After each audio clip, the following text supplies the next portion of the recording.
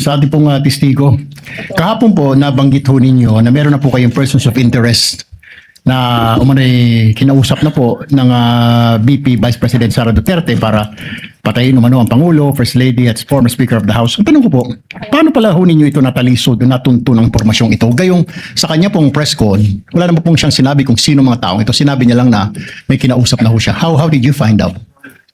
Ganito po yan, sa lahat naman po ng kaso na hinahawakan po ng National Bureau of Investigation para po maging successful yung aming pag-iimbestiga ay nagre-rely po kami sa iba't ibang intelligence report. Yun nga po may tinatag tayong open source intel, human intelligence, and we also use tools to monitor things. At titrim down po tayo niyan, tinitingnan po natin hanggang dumating tayo doon sa punto na mayroon pong resolusyon yung ating pong kasong tinitingnan. With regards to po sa persons of interest, yung prosesong din yan po ang ating pong sinundan. Okay.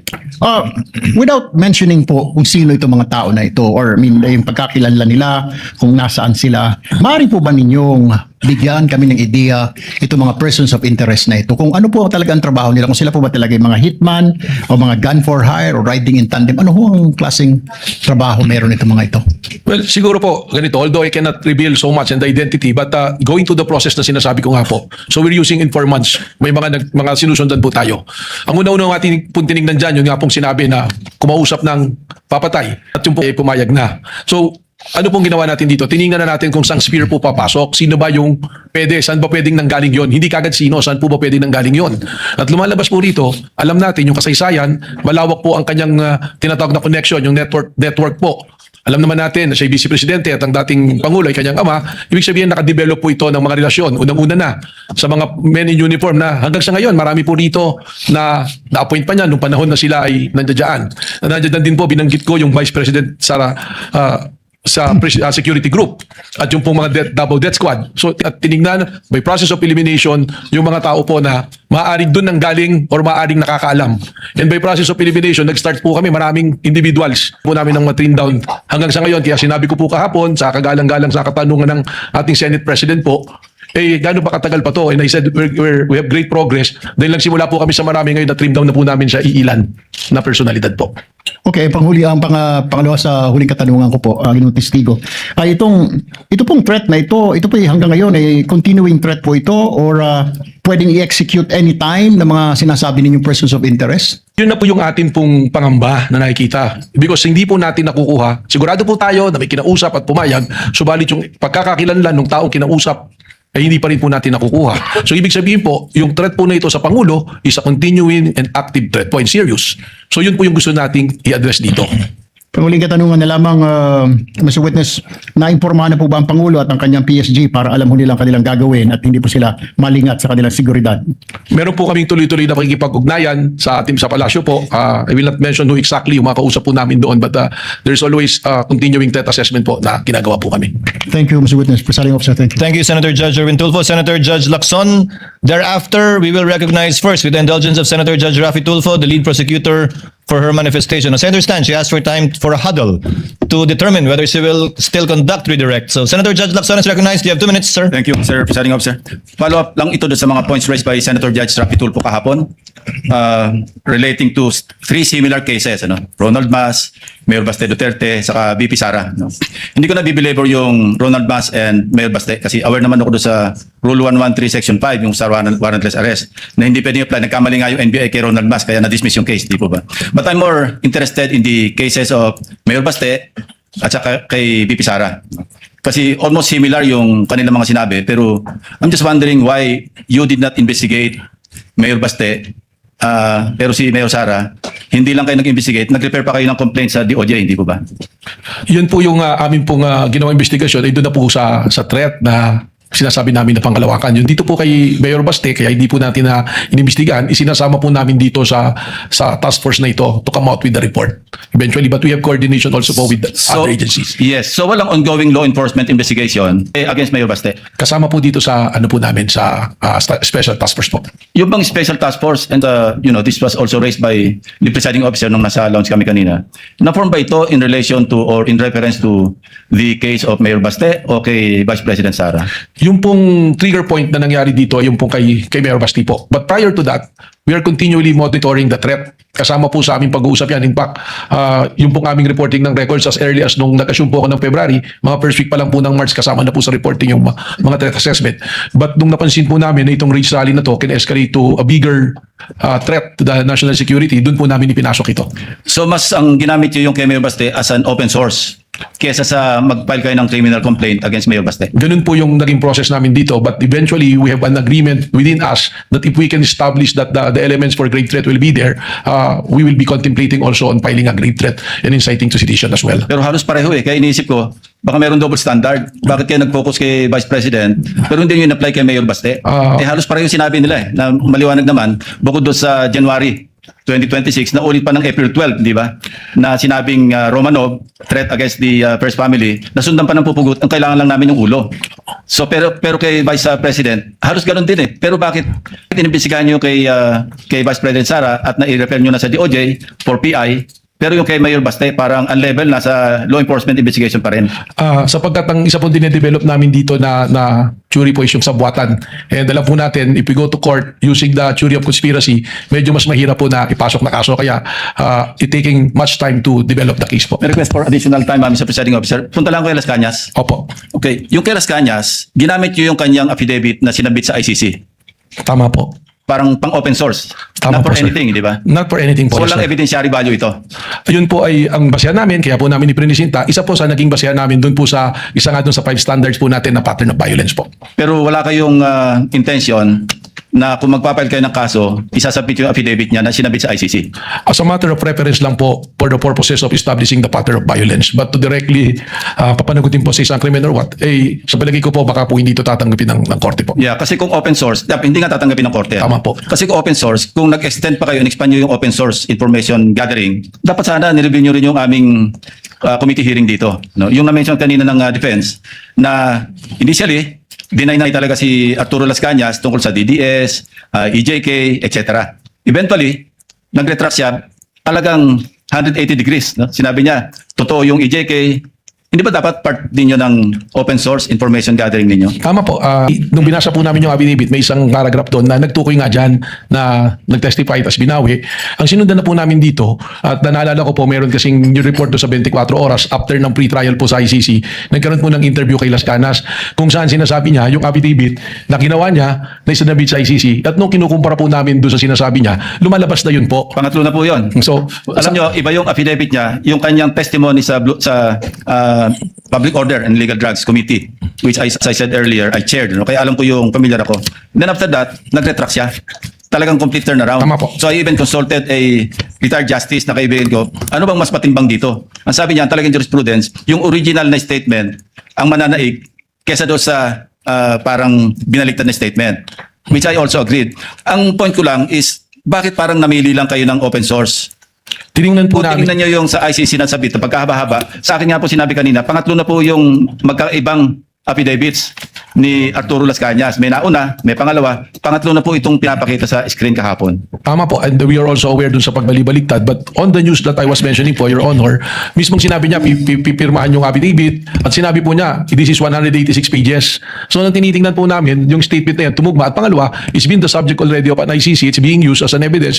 At least there is a legitimate court that looking into it, which it was considered na ibig sabihin, tinanggap po ng isang lehitimo na korte po. Yeah, I'm not trying to put you on this spot. I'm just trying to be fair, no? Apo. Kasi gusto ko talagang maliwanagan para pagdating ng takdang oras, alam ko yung aking boto. Tama po. Salamat po. Salamat Thank you, po. Senator Judge Lacson. Before the chair recognizes Senator Judge Rafi Tulfo, Senator Judge Aquino, and Senator Judge Padilla, Chair would not. Sorry, I forgot about you, Senator Judge Padilla. Before Senator Judge Bam, Chair would like to call on the lead prosecutor again. Thank you for the sequence. Yes. What is the pleasure of the lead prosecutor? Shall you conduct redirect? Your Honor, the prosecution believes that we have sufficiently established that the threat to the President constitutes Objection, Your Honor. threat to the national Again, Your security. Honor, inconsistent. Counsel, you are once again reminded to kindly avoid Yes, Your Honor. conclusions of law. The question was simple, so I guess you will not conduct any further redirect. Nonetheless, Your Honor, there are some manifestations that I would like to make. As long as these are not conclusions of fact and law, Counsel, as Yes, you have Your been reminded and guided accordingly. You may proceed. It is the position, Your Honor, of the prosecution that we have established already. Objection, Your Honor. This is a conclusion of fact and law, Your Honor. Counsel, the counsel for respondent is correct. I will give the same limitation to whatever manifestations he will make in this regard. Let me do it for you. I guess you're not conducting any redirect anymore because you're I have another satisfied manifestation, Your Honor. and you're contented with the witness given, with the testimony rather given by the witness you presented. What is your second manifestation? Nais ko lamang pong liwanagin, Your Honor, kaugnay ng affidavit ni Arturo Las Cañas. Ito po ay presenta ng prosecution bilang bahagi ng testimonya ng witness, kagaya na po ng sinabi ng presiding officer ng 3 ulit pinayagang ipresenta ang affidavit ni Las Cañas bilang bahagi ng testimonya at bilang bahagi ng naging investigation ng Special Task Force ng National Bureau of Investigation. It was never claimed by the prosecution that this affidavit is notarized. Kailanman po ay hindi sinabi ng prosecution na notarized ang dokumentong ito. Ito po'y ipresenta bilang bahagi lamang ng testimonya ng witness at bilang bahagi din ng investigation ng NBI. To conclude, Your Honor. Short rejoinder on that, Your Honor. The lead prosecutor is not yet finished. To conclude, Your Honor, the prosecution finds it unnecessary. Objection, Your Honor. Same Allow ground. the lead prosecutor to finish. The prosecution finds it unnecessary to conduct redirect examination. Thank you, counsel. Duly noted. You still want a rejoinder? Just a counsel? short rejoinder on the Las Cañas Yes, issue. counsel. Again, Your Honor, according to the rules, an affidavit must be testified to and identified by the person or the author of that affidavit, and in this case, such was not done. So, and additional manifestation, Your Honor, that considering that it is unsigned and unnotarized, the law considers it as a mere scrap of paper. That's just a manifestation. And Then let instead of letting this be an ongoing argument between both counsels, let the chair state. Your for Honor, the- may I just correct the manifestation No of the need, defense? counsel. Let the chair state for the 4th time. The affidavit of Las Cañas was not offered as an authentic document executed by the affiant, only that it was part of the documents used by Director Matibag in his open source investigation, as also clarified for the 5th time, if I will count it, by Senator Judge Lacson, that it was only part of the investigation of the NBI through what is called an open source investigation. Again, to reiterate, not as proof that of its authenticity and the truth of the contents contained in the affidavit or document purporting to be executed by Las Cañas. And that it is signed, Your Honor. Let that be the end of it, counsels, if you may, and proceed to the interventions and interjections of Senator Judges. Forgive my inadvertence earlier. Chair will recognize in this order, in the order that they indicated to the chair, as pointed out by the clerk of court, Senator Judge Rafi Tulfo, Senator Judge Villanueva, Senator Judge Pangilinan, Senator Judge Aquino, and Senator Judge Padilla as of now. Senator Judge Rafi Tulfo is recognized for his interventions. You may proceed, sir, when you are ready. You have 2 minutes. Mr. Witness, kahapon naitanong ko sa inyo yung kaso ni Ronel Mas. Ngayon, tatanong ko sa inyo, familiar ho ba kayo sa kaso ni Ronald Kibuyen, Maria Catherine Seron, and Joe Mark Ebkay? Narinig ko po sila. Ano po yung pagkakarinig mo? Sila po ay inaresto ng PNP, CIDG. Yung isa po sa, I think it's an Osamis dahil meron siyang nagsabi na patayin si dating Pangulong Duterte at nag-offer ng 100 million na reward. Yung naman pong ubayan sa Boracay ata, may offer din. I'm not mistaken, 150 million po yata na reward. So, itong tatlo po, sa pagkakalam niyo, ano mga trabaho nito? Yung isa po, construction worker, ay, hindi ko po maalala yung isang. Yung isa ay unemployed college graduate. Ayun. So, the reason why I asked that, kasi tulad ni Ronel Mas, isang teacher, at itong tatlo, mga ordinary mamayan, Opo. i-compare natin doon sa ginawa ni VP Sara at saka ni Mayor Baste sa ating Pangulo, pagbabanta almost the same yung nangyari. So, kamay na bakal ang pinairal kapag mga ordinaryong mahirap na mamayan ang pinapairal ninyo dyan sa law enforcement. Pero kapag makapangyarihan mga tao, you treat them with kids' gloves. Why is that? Respectfully po, Your Honor, unang-una, I cannot speak to the behavior of the law enforcement at that time, but I agree with you na yung pag-aresto po sa kanila is warrantless arrest. That's the reason why na-dismiss po lahat ng kaso na yon. Yung sa ngayon naman po, yung mga pangyayari na ito, we go to the case build up and file a case katulad po nung nangyari kay Vice Presidente, meron pong nakapending ngayon na kaso. At kung ito po ay may file sa korte, that is the time that the court will issue a warrant of arrest. So meron po tayong prosesong sinusunod po. Mali nga yung pagka-aresto, actually, warrantless arrest yung nangyari noon. Pero meron bang nag-utos why it was done by the law enforcement people at that time? And what's the difference between the law enforcement back then and the law enforcement people now? Well, I can only speak po for my bureau na NBI. We are making sure that we are following the process and the law.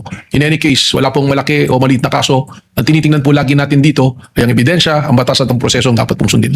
Okay. I'll give you an example. Halimbawa, yung nangyari ngayon na pagbabanta sa ating Pangulo, nangyari noon sa panahon ni Pangulong Duterte at nagbanta si Leni Robredo. Halimbawa lang, of course, Leni Robredo would not do that kasi I know, wala sa karakter niya. Nagbanta si Leni Robredo kay Duterte at matindi yung outburst niya at pagbabanta. ganon din naggagawa ng follow-up ang kanyang anak, what would have happened? Sa tingin niyo ba, possible na anong gagawang pag-aresto si PRD tulad ng ginawang pag-aresto doon sa mga teachers, sa teacher, construction worker, at unemployed college graduate? Well, respectfully, it's calling for an opinion but siguro meron po akong pwedeng pagbasihan. Base na rin po sa inyong sinasabi na construction worker, teacher, inaresto dahil sa banta, posible po. May possibility na baka arestuhin po kaagad ang Vice Presidente noon. Thank you, Mr. Witness. Thank you, Senator Judge Rafi Tulfo. Senator Judge Villanueva may proceed with his interjection when he's ready. You have 2 minutes, sir. Thank you, Presiding Officer, Mr. President. Just two quick questions to our dear witness. Your Honor, taking bahagi po, Director Matibag, nung sa talakayan dito sa korte at ng buong sambayanan, whether or not natukoy na ba yung sinasabing alleged tinutukoy ng pangalawang Pangulo doon po sa kanyang video. At binanggit nyo po na may inaasahan po kayong development sa loob ng 3 hanggang 6 na buwan. Maaari po ba niyong paliwanag, Director, sa pangkalahatan lamang po kung ano po yung layunin ng mga natitira pang bahagi sa investigasyon po ninyo? Just to clarify lang po, no? Kasi when you testified that the individual's identity will become clearer, does it mean, sir, that the Bureau is now focused on confirming or verifying the identity of a particular individual referred to by the respondent rather than determining whether such person exists in the first place? Kumbaga po, yung tanong lamang po dito, sinasagot po ay sino na yung kinontrata rather than hindi po yung meron nga bang kinontrata? Your Honor, 2 bagay po para makarating po tayo dun sa kasagutan sa inyo pong katanungan. Una, sinabi ko nga po with certainty, meron kinontrata. Ano po yung basihan?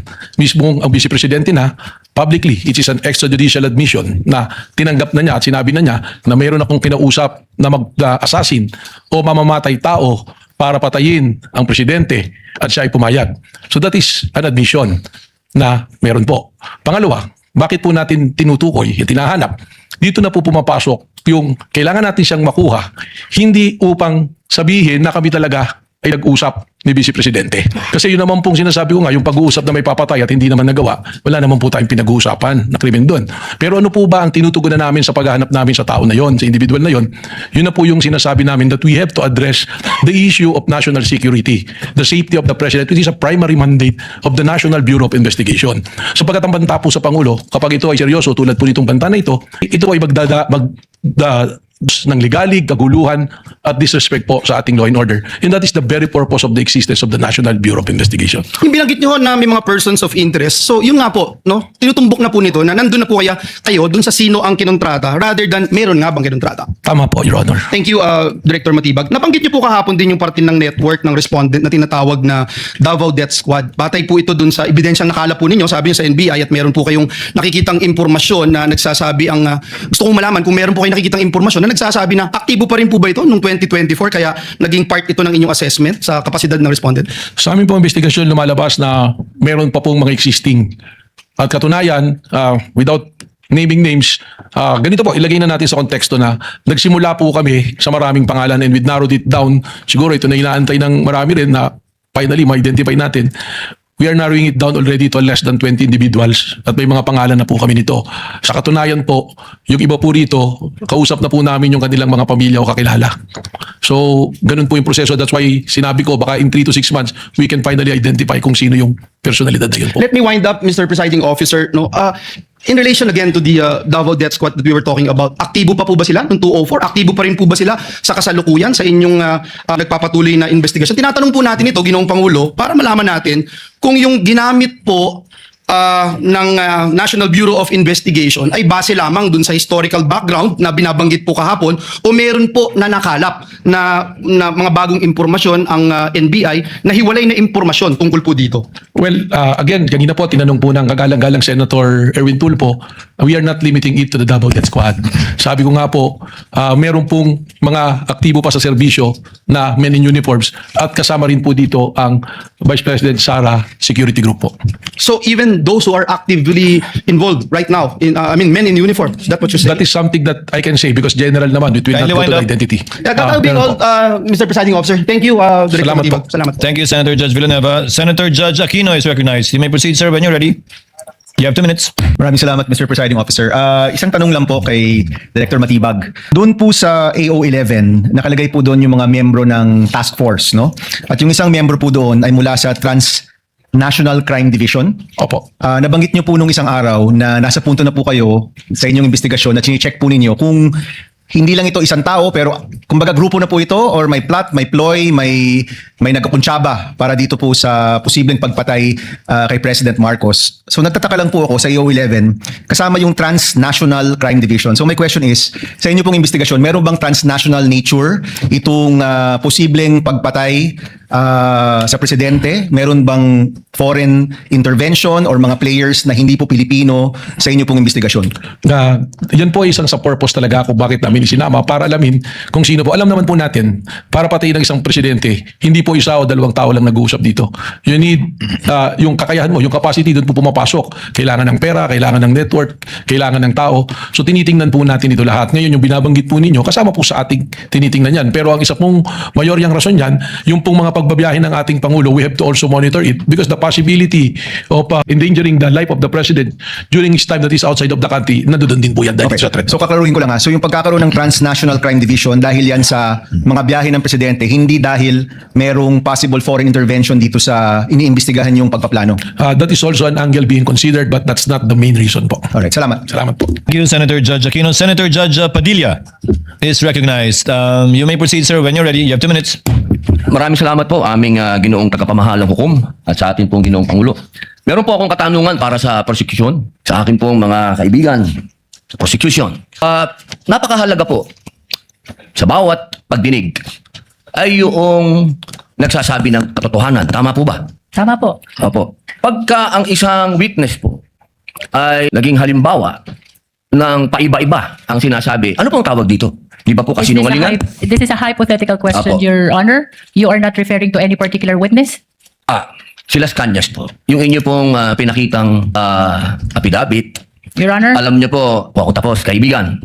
Alam niyo po, napakalungkot po para sa amin na marinig na meron kayong ibinigay na affidavit na nabahiran dito po sa loob ng Senado. Dito, sa plenaryo ng Senado, ay nabahiran ng matinding masasabi nating kasinungalingan sapagkat magkaiba ang kanyang sinabi. October 3, 2016, sinabi niya walang kinalaman ang Pangulong Rodrigo Roa Duterte. February 20, March 6, na iba na ang istorya. Ang tanong ko po, ano ang tawag sa taong paiba-iba ang sinasabi? Di ba po sinungaling? May I answer, Your Honor? Opo. Kagaya po ng aking binigyang linaw kanina at paulit-ulit na rin pong sinabi ng ating presiding officer. Pakisagot na lang po kasi yun lang po ang tanong. Tama po ba o mali na tawaging sinungaling ang taong iba-iba ang sinasabi? I'm sorry, Your Honor, but I need to qualify my answer. Mr. Presiding Officer, isang simpleng tanong lang po. The lead prosecutor may agree or disagree or state a different characterization. I can state a different characterization if I'm asked by the good Senator Judge. You may disagree or agree with statement Honor. of the Honorable Senator Judge Padilla. Feel free to say no or yes, Counsel. Kagalang-galang ng mga senator judges at sa atin pong mga nanonood na kababayan. Dahil binanggit po ng kagalang-galang na Senador Robin Padilla ang pangalan at ang affidavit ni Arturo Las Cañas, nais ko pong linawin ang kanina ko pong manifestasyon. Ito po ay iprinisinta sa impeachment court bilang bahagi ng Presiding testimonya ng witness. Hindi pa din po sinasagot ang Lead prosecutor, the response, it's not responsive to the question of Senator Judge Padilla. Allow me to, if the good Senator Judge will allow the presiding officer, pwede ba nating sabihin, lead prosecutor, na ang testigong pabago-bago ang kanyang testimonya sa magkakaibang petsa o araw o panahon, isang testigong hindi maaasahan? Without particular reference to Arturo Las Sa Cañas, pangkalahatan, I agree with you, Honorable Presiding Officer. Posible nagsisinungaling siya sa isa, nagsasabi ng totoo sa isa, o nagsisinungaling sa isa, nagsasabi ng totoo sa isa, hindi na natin malalaman yun. Tama po ba yan? Without particular reference to Arturo Las Cañas, I agree with you, Honorable Presiding Officer. Thank you. Maraming salamat po, aming ginoong You may proceed, tagapamahalang Senator hukom. Judge Padilla. Opo. Kasi po, katulad po ng sinabi ng aming Senator Judge, 10,000 hours, Pampilo Lacson, napakaliwanag po ng sinabi niya. At kami din po dito, ako po mismo, ay gumawa din ng panukala na dapat yung mga nagsisinungaling dito, yung mga paiba-iba ng testimony na nagiging aming mga witness, ay dagdagan dapat ang sintensya ng perjury. Kailangan amendahan ang batas na yan. Ngayon, bilang pakiusap po sa inyo, sa prosecution, pwede po ba na sana ay maiwasan natin ang pagbibigay ng witness na may kasong perjury? Hindi na po ito si Las Cañas. Ang sinasabi ko po ay yung dalawang mahal nating witness, si Attorney Jeremy Lotok at si NBI Agent Talilong, na sa mga oras na ito ay may kasong hinaharap na perjury.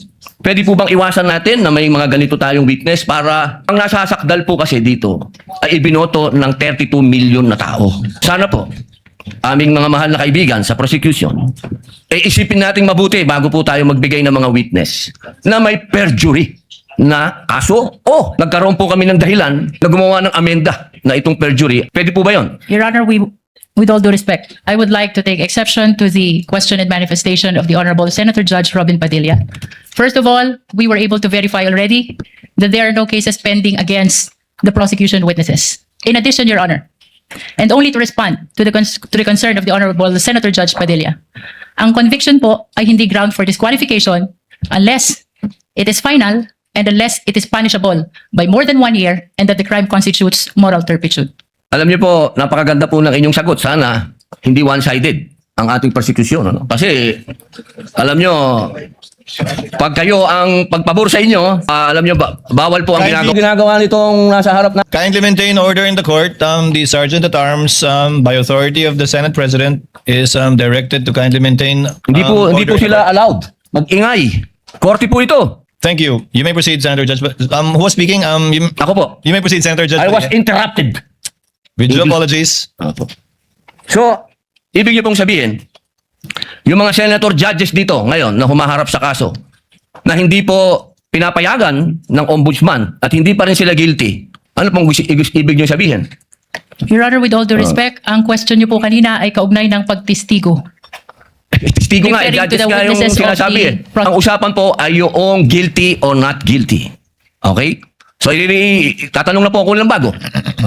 Pwede po ba? May I be clarified, Your Honor, on your last question about the senator you said are facing cases? Lead counsel, I think that was Alam niyo po, malinaw na po yung sinabi ko and wala po kayong karapatan magtanong. Hindi, Senator Judge. niliwanagin ko nga po. I think Senator Judge Padilla was making a manifestation and not posing a question to the lead prosecutor in relation to our two colleagues. You may proceed, Senator Judge Padilla. Maraming salamat po, Ginoong tagapamahalang hukom. Pwede na po ba tayong mag-advance ng katanungan? Yes, Your Honor. Apo. Yung pong sinasabi ninyo, bakit nyo po nababanggit ang ICC dito?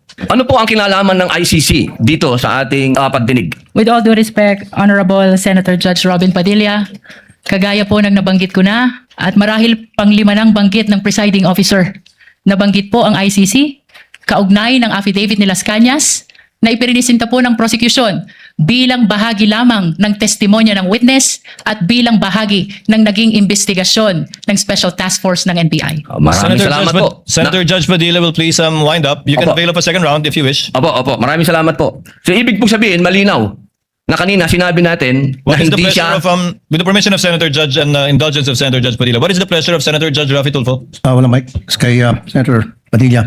Bakit pag sa kabila pinapayagan sila 5-10 minutes? Bakit pag sa amin, sa majority, kinakat agad ni remind pagdating ng 2 minutes? I think nakakalata na kami. So dapat pag sinabing 2 minutes, 2 minutes. Sa majority, pag 2 minutes, pinipindot nito. 2-3 beses. Totoo yan. Pero pag sa minority, umabot na ng 5 minutes, 10 minutes. Ano kung record yan? Pinapayagan. Why? Thank you.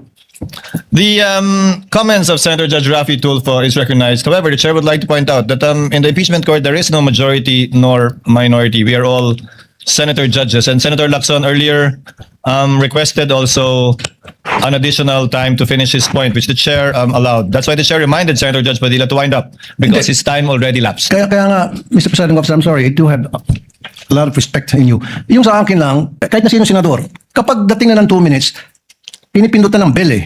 Ako ilang beses na ako nang pindutan ng bell. Nakakairita eh. Samantalang yung iba, hindi pinipindutan ng bell, umabot pa ng 5 minutes. I'm not referring to anybody here now. Yun lang yun eh. Kaya nga kuminsan, binubulungan ko na nun dyan eh. Uy, pindutin mo na yung bell para naman makapagsalita ng iba. Yun lang po. Wala na akong tinutukoy dito. Dapat maging fair tayo yung sa nagpipindot ng bell. Pag sinabing 2 minutes regardless kahit na sino senador yan. Thank you. The clerk of court is instructed to kindly relate to the bell ringer to kindly be consistent in doing the polite reminder to Senator Judges with respect to the time allotted. Presiding Senator Officer. Judge Yes. Cayetano Alan. No, I take the ends of Senator Tulfo in order. I respect your opinion. But just to put on record, as you said, Senator Lacson a while ago asked for more time, binigay. Walang bell yon. Yesterday, 2 bell sa akin. 2 o 3. Dalawa lang ang bilang ko. 2 lang bilang mo. And maybe the solution is that after the first, isang bell na lang, pero kasi from the start of the impeachment trial, we asked the presiding officer at sabi mo nga, liberality, because then if not, if ask questions, baka magkaroon ng motion or mas lalong tatagal. Maybe, you've been doing it naman, but yun nga, yung just ask to wrap up. But konting, we all want to get back to work. There's so much that we want to do. At least, wala ngang majority-minority, but at least wala ngang threat ng kaso sa majority. Kami magsalita dito, parang may sword sa aming nakatutok. So, konting pagbibigay din sa amin ng konting liberality din sa pagtatanong. But in accordance with the rules, tama naman po yung sinabi ni Senator Tulfo. The presiding officer shall take in advisement the points raised by Senator Judge Rafi Tulfo as well as the point raised by Senator Judge Allen. And in that spirit, kindly wind up, Senator Judge Padilla. Ginoong tagapamahalang hukom, nais ko lamang pong sagutin ang ating kaibigan na si Senator Rafi Tulfo. Sandali lang po. Kaibigan, mas mahaba kasi yung sagot ng ating prosecution. Ako po ay nagtatanong lamang ng oo ba o hindi. Pasensya na po. Opo. Kindly wind up, Senator Judge Padilla. But you're gonna Opo. avail of the Maraming second round. salamat There's po. one.